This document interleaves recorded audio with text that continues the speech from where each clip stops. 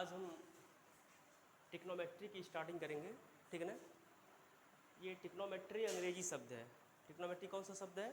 अंग्रेजी शब्द है। इसकी उत्पत्ति ग्रीक भाषा के 3 शब्दों से हुआ है। कौन सी भाषा का? ग्रीक भाषा के 3 शब्दों से हुआ है। कौन कौन है? एक है ट्राई।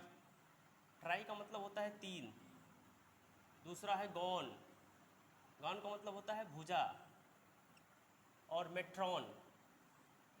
एक शब्द क्या है? मेट्रॉन, जिसका मतलब होता है माप। कहने का मतलब है कि ये त्रिकोणमिति का जो अंग्रेजी शब्द है वो ग्रीक भाषा के 3 शब्दों से मिलकर बना है।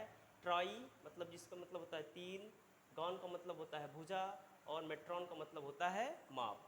यानी कि त्रिभुज के 3 भुजाओं और उनके कोणों के संबंध को हम टिक्नोमेट्री के अंतर्गत अध्ययन करते हैं।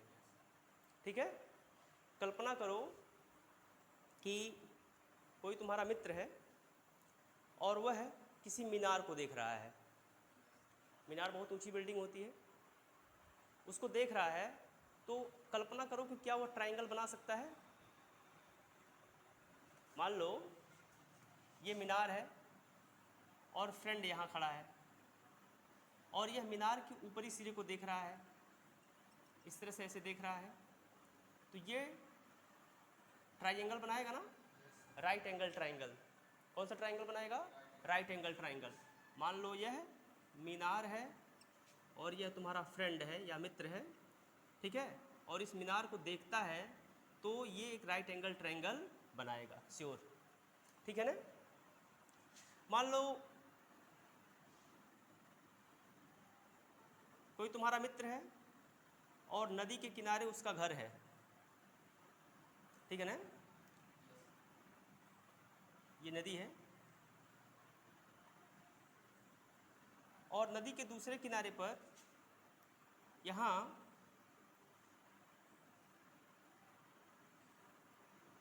कोई बिंदु है, उसको वह देख रहा है। तो यहाँ से क्या बनाएगा वो? राइट एंगल ट्रायंगल बनाएगा। क्या बनाएगा?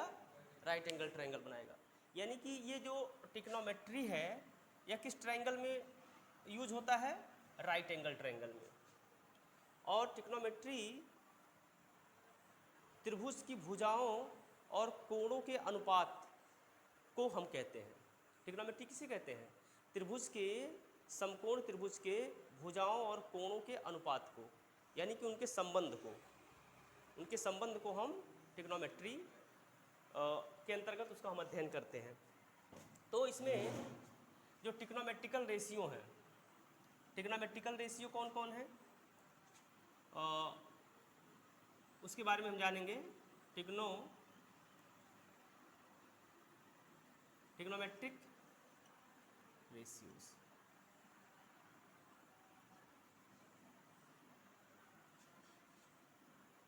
मान लो, सपोज कर लो कि ABC एक राइट एंगल ट्रायंगल है। ABC क्या है?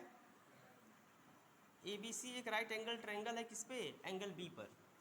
एंगल B पर ये क्या है? राइट एंगल ट्रायंगल है, ठीक है। तो हम इस कोण को थीटा ले रहे हैं। इस कोण के लिए हमें टिक्नोमेट्रिकल रेशियो निकालने हैं। किस कोण के लिए? थीटा कोण के लिए। 90 डिग्री को छोड़ करके हम इस डिग्री का भी, इस एंगल का भी, एंगल A का भी हम टिक्नोमेट्रिकल रेशियो निकाल सकते हैं। इसका कुछ भी मान हो, थीटा हो सकता है, फाई हो सकता है, साई हो सकता है, लेकिन जो टिक्नोमेट्रिकल का मेन रेशियो है वो कभी बदलेगा नहीं, ठीक है। रूल वही लगेगा, कुछ भी कोण हो यहाँ। तो जो कोण हम लेते हैं उसके सामने वाली जो भुजा होती है उसको हम कहते हैं लंब। क्या कहते हैं? लंब। बात समझ में आ गई? ये कोण है, इस कोण के सामने वाली भुजा देखो इस तरह से, तो ये क्या हो गया? लंब हो गया, ठीक। जिस पर ये कोण बना है उसको हम कहते हैं आधार। और समकोण के सामने वाली भुजा क्या होती है? कर्ण। यानी कि ये 3 भुजाएं होती हैं समकोण त्रिभुज में, लंब, आधार और कर्ण, ठीक है। इसको हम इस एंगल के अनुसार समझते हैं कि कैसे होता है ये। ए बी सी एक राइट एंगल ट्रायंगल है और एंगल ए के लिए हमें ट्रिग्नोमेट्रिकल रेशियो निकालने हैं। तो इस एंगल के लिए ये क्या हो जाएगा, लंब हो जाएगा। बहुत बढ़िया, ये क्या है, लंब, और ये क्या हो जाएगा, आधार। ये भुजा आधार हो जाएगी और ये भुजा क्या हो जाएगा, कर्ण हो जाएगा। बात समझ में आ गई।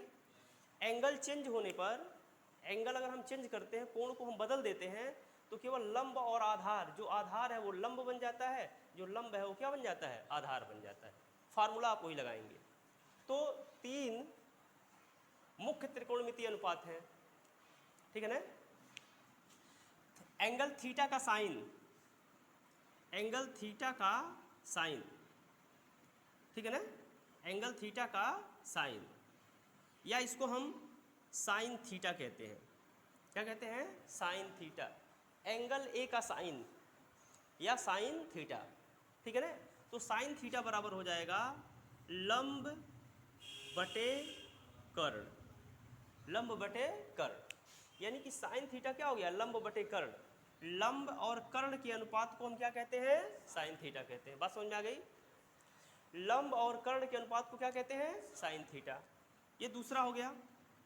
दूसरा ये है आपका cos theta. Cos theta equal to होता है आधार बटे कर्ण, आधार बटे कर्ण, ठीक है। जो तीसरा अनुपात होता है, जो तीसरा होता है वो होता है tan थीटा, यानी थीटा, एंगल ए का टेजेंट, एंगल थीटा का टेजेंट, एंगल थीटा का क्या, टेजेंट। तो ये tan थीटा बराबर होता है लंब बटे आधार। हम उनकी भुजाओं को अगर लिख दें, ठीक है ना, तो लंब कौन सी भुजा है, लंब ए बी, कर्ण क्या है, ए सी, यानी कि ए बी बटे ए सी। बात समझ आ गई। कॉस थीटा आधार, आधार बटे कर्ण, यानी बी सी बटे ए सी, बी सी बटे ए सी, ठीक। फिर आगे देखो, लंब बटे आधार, इसको बताओ, लंब बटे आधार, ए बी बटे, लंब बटे आधार, ए बी बटे बी सी। तो ये हमारे 3 मुख्य त्रिकोणमितीय अनुपात हैं, ठीक है ना। हमारे क्या हैं, 3 मुख्य त्रिकोणमितीय अनुपात हैं।